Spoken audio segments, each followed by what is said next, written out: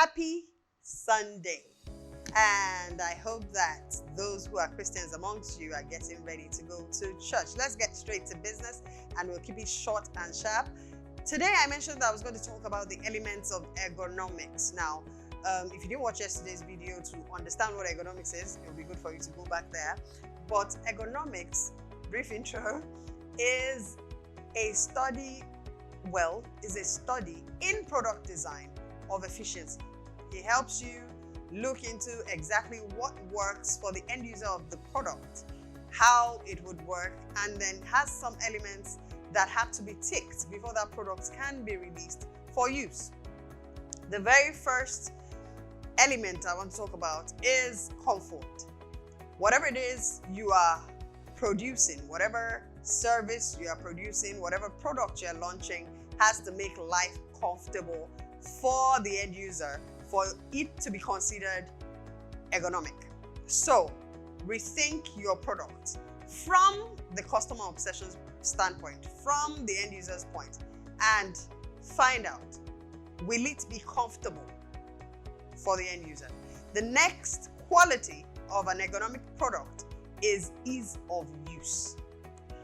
If I need to get 15 other gadgets to use the one gadget that you have created, it is not easy to use.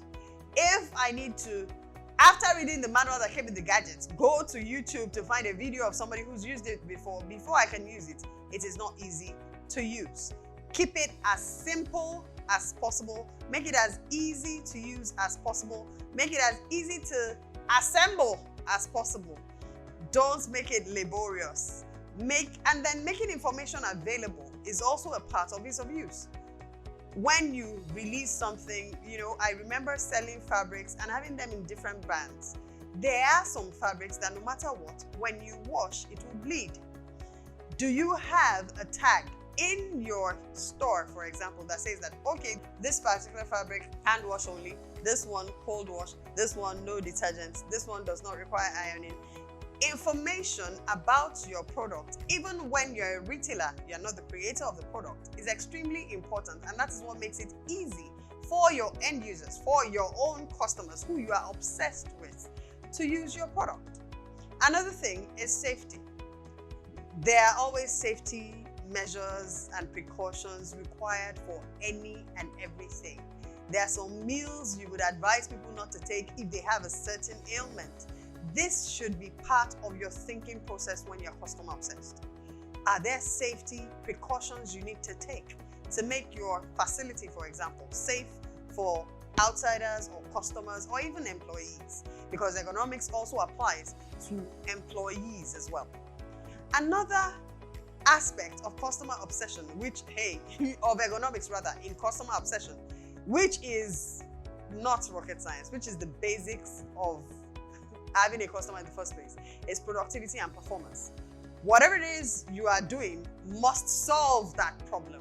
We can get distracted by the need for comfort, we can get distracted by the ease of access or ease of use, and forget that the actual core of this business is to provide a solution.